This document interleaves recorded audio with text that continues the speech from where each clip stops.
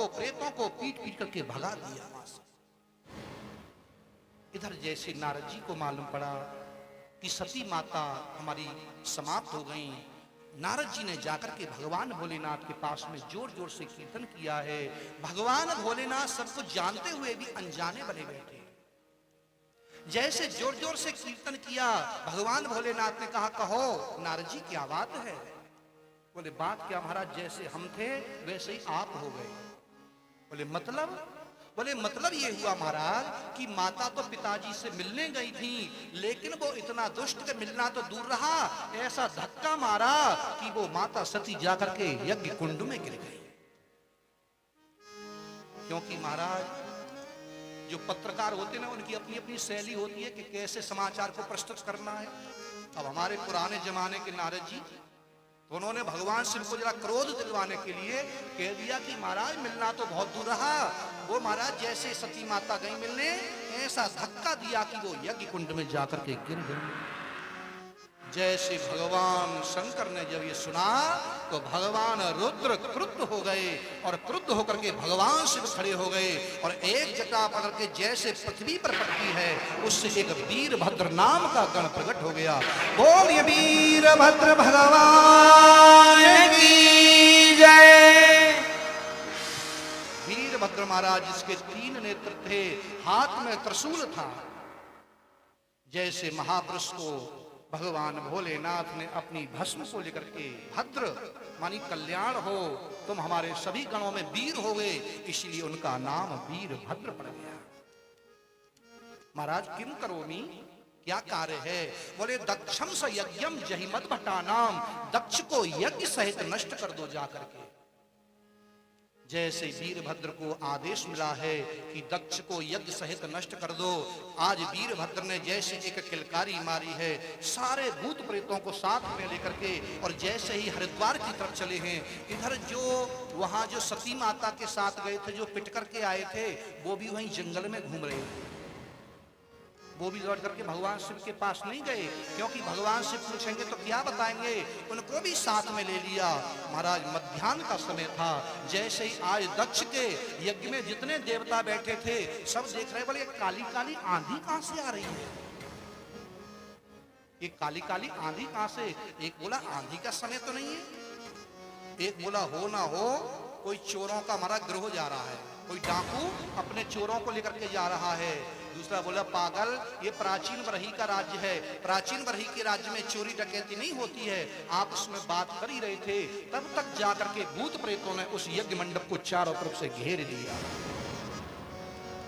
और वीरभद्र ने कहा ये देवता अपना अपना भाग लेने आए हैं, तो सब अपना अपना भाग लेकर के जाएं, बिना भाग लिए कोई यहां से जा ना पाए। जैसे जाते जाते वीरभद्र ने महाराज सारे यज्ञ के लट्ठों को खाल लिया, और जो पिटाई करना प्रारंभ किया, सब के सब भाग गए महाराज, लेकिन 4 नहीं भाग पाए। और तो सब भाग गए, लेकिन 4 नहीं भागे, क्योंकि वो अभागे थे। कौन कौन? एक तो मुख्य यजमान दक्ष प्रजापति, और एक भृगु जी महाराज, आचार्य जी महाराज, और एक भगदेवता और एक पूखा देवता। ये 4 नहीं भाग पाए। जाते ही जाते महाराज पूखा को तो एक थप्पड़ मारा जो 32 इंच के बाहर गिर गई। भगदेवता को क्या किया, जलती हुई लकड़ी निकाल करके, और वो लकड़ी से दोनों आंख निकालने के गड्ढे ही गड्ढे रह गए, दोनों आंख निकाल ली महाराज, चित्रबद्ध कर दिया। भृगु जी महाराज की तो दाढ़ी मूछ पकड़ी, एक झटके में ही महाराज दाढ़ी मूछ साफ कर दी। जैसे सामने दक्ष बैठा था, दक्ष को जाकर के वीरभद्र ने पकड़ लिया, और जैसे तलवार से काटना चाहते वीरभद्र, लेकिन दक्ष का मस्तक कटता नहीं। उन्होंने भगवान भोलेनाथ का ध्यान किया। भगवान भोलेनाथ ने कहा ये ऐसे नहीं मरेगा, क्योंकि कवच पहन चुका है, इसको ऐसे मरोड़ो जैसे गीले कपड़े को मरोड़ते हैं। तो एक चक्कर तो जब हुआ पूरा, जब उसका मस्तक धड़ से अलग हो गया, और उस धड़ को लेकर के वीरभद्र ने यज्ञ कुंड में स्वाहा, सारे यज्ञ को महाराज तहस नहस करके, और सारे भूत प्रेत भगवान शिव की शरण में पहुंचे। बोले महाराज और कोई आदेश, और कोई आज्ञा? भगवान बोले भाई बहुत बड़ी तुम्हारी सेवा है, अब आराम करो। इधर देवता महाराज पिटे पुटे सारे ब्रह्मा जी के पास गए। ब्रह्मा जी से बोले महाराज क्या करें, हम तो अपना भाग लेने गए थे लेकिन वहां हमारा ही भाग चला गया। कोई अपनी आंखें दिखा रहा था, कोई अपने दांत दिखा रहा था, कोई अपनी दाढ़ी मूछ दिखा रहा था। महाराज हम तो अपना भाग लेने गए थे लेकिन वहां तो हमारा ही भाग चला गया। ब्रह्मा जी बोले तुमको मालूम था हमारा भाग था, हम नहीं गए उस यज्ञ में, और भगवान शिव का भी भाग नहीं था तो वो भी नहीं गए, लेकिन विष्णु का भाग था, विष्णु भी नहीं गए। जब हम नहीं गए, विष्णु नहीं गए, शिव नहीं गए, तो तुम क्यों गए?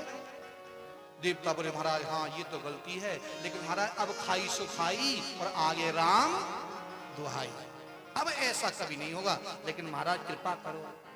ब्रह्मा जी बोले भाई देखो हम क्या कृपा करें, अब ये तुम्हारे जो अंग भंग हुए हैं ना, ये तो भगवान शिव ही ठीक कर सकते हैं, क्योंकि उनके गणों ने तुम्हारे ये सब किए हैं।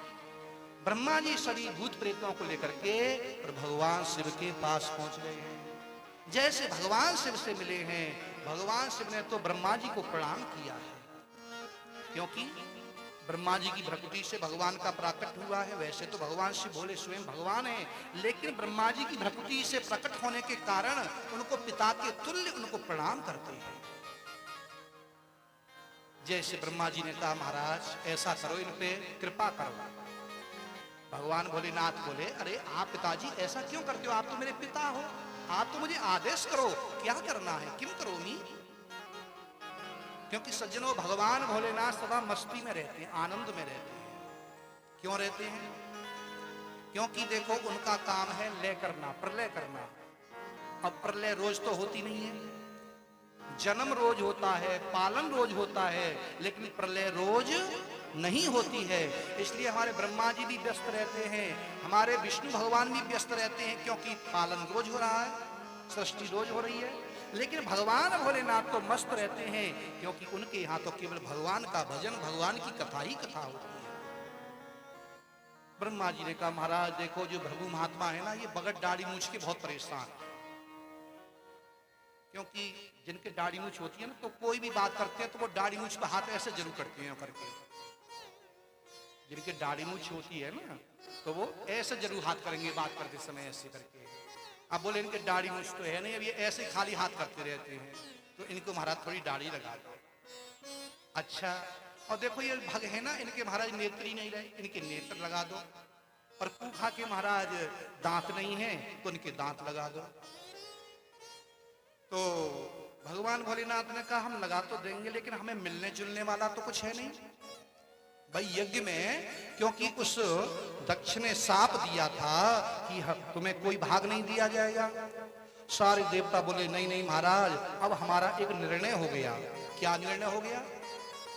बोले एष ते रुद्र भागोस्तु, एष ते रुद्र भागोस्तु, यदुच्छिष्टोध्वरस्य वै यज्ञस्ते रुद्र भागेन कल्पता मध्य यज्ञहन्।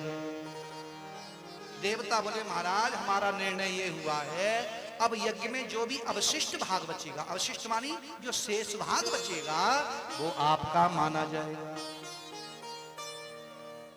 भगवान भोलेनाथ बोले जोई राम सोई राम, क्योंकि भगवान भोलेनाथ तो बहुत थोड़े में प्रसन्न होने वाले हैं। चलो कुछ तो मिला। तुरंत भगवान भोलेनाथ उस यज्ञ में आए हैं। यज्ञ में आकर के बोले अच्छा ठीक है। भगवान भोलेनाथ ने क्या किया, भृगु जी के आगे थोड़ी सी दाढ़ी लगा दी बकरे जैसी, लेकिन आजकल तो उसका फैशन चल गया महाराज। तो कौन सी कट बोलते हैं, फ्रेंच कट बोलते हैं, कौन सी, ये भृगु जी की दाढ़ी से चला है। ये जो फैशन चला है ना, ये भृगु जी की दाढ़ी से चला है। हाँ बोले चलो कोई बात नहीं, होनी चाहिए थोड़ी बहुत होनी चाहिए जरूर। तो महाराज उनके आगे थोड़ी सी दाढ़ी लगा दी। और भग नाम के बोले महाराज हमारे तो नेत्र नहीं, बोले जाओ तुम मित्र नाम के देवता की आंखों से देख लो। जैसे अंधे लोग होते ना, तो जो जिनके नेत्र होते उनके कंधे पर हाथ रख करके वो पूरी लाइन चलती रहती है, तो ऐसे ही बोले तुम मित्र नाम के देवता की आंखों से तुम देख लोगे। पूखा बोले महाराज हमारे तो दांत ही नहीं है, क्या करें? बोले क्या जरूरत है, बहुत चना जोर गरम खा लिए, अब तो दलिया खाओ गाय के दूध में और प्रेम से भगवान का भजन करो।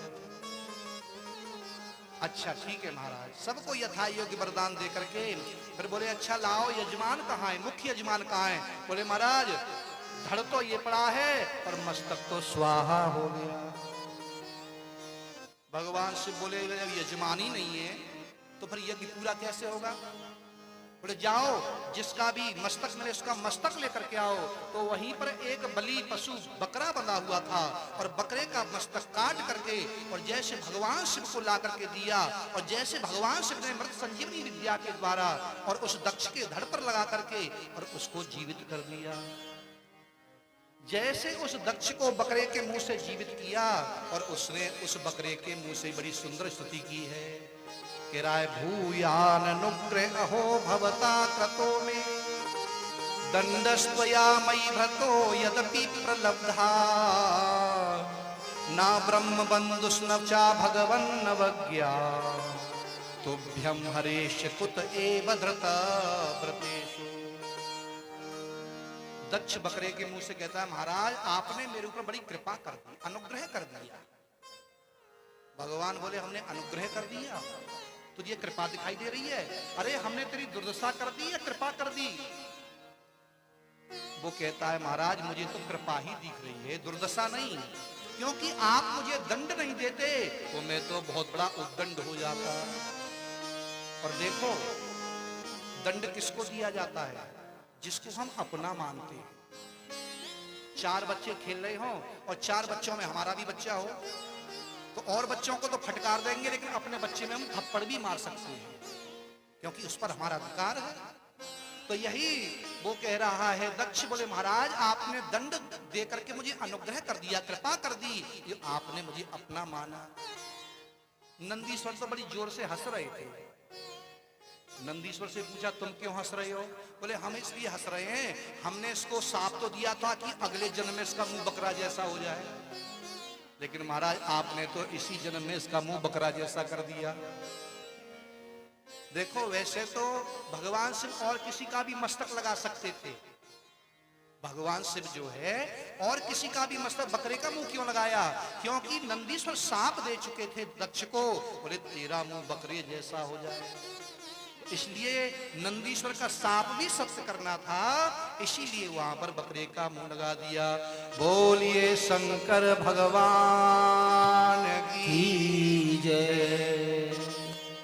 महाराज इधर बताया जाता है भगवान प्रसन्न हो गए हैं जब दक्ष ने स्तुति की है और जैसे भगवान प्रसन्न हुए हैं तो वहां पर लक्ष्मी नारायण भगवान भी प्रकट हो गए हैं।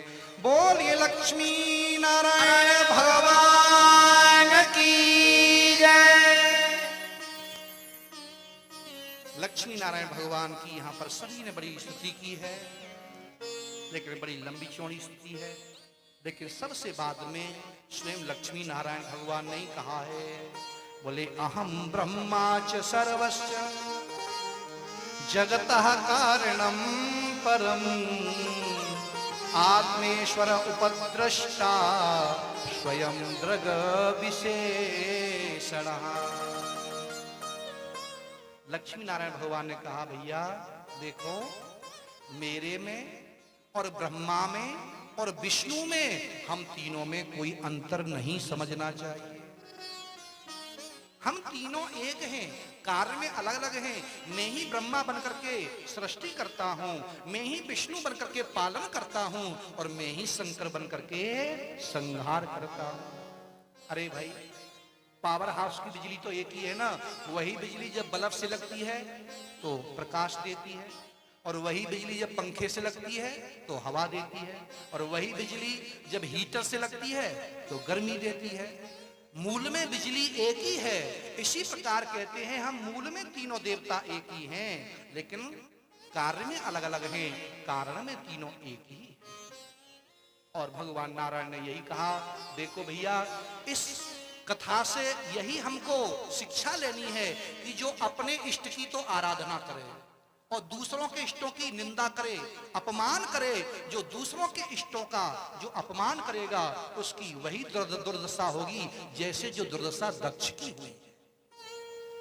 इसलिए सज्जनों अगर हम राम जी के भक्त हैं तो कभी कृष्ण की निंदा मत करो, कृष्ण के मंदिर में भी जाओ, कृष्ण के मंदिर में जाकर के भी ये कहो, हे ठाकुर जी हमें ऐसा आशीर्वाद दो कि मेरा राम जी के चरणों में दिन प्रतिदिन प्रेम बढ़ता जाए। अगर हम कृष्ण के भक्त हैं तो राम जी के मंदिर में गए तो महाराज राम जी से यही कहो कि मेरा कृष्ण के चरणों में दिन प्रतिदिन प्रेम बढ़ता जाए। कभी किसी देवता की इष्ट की निंदा नहीं करनी चाहिए। गोस्वामी तुलसीदास जी महाराज वृंदावन में आए। अब वृंदावन में आए तो वृंदावन में तो आप जानते ही हो सब कृष्ण भक्त हैं।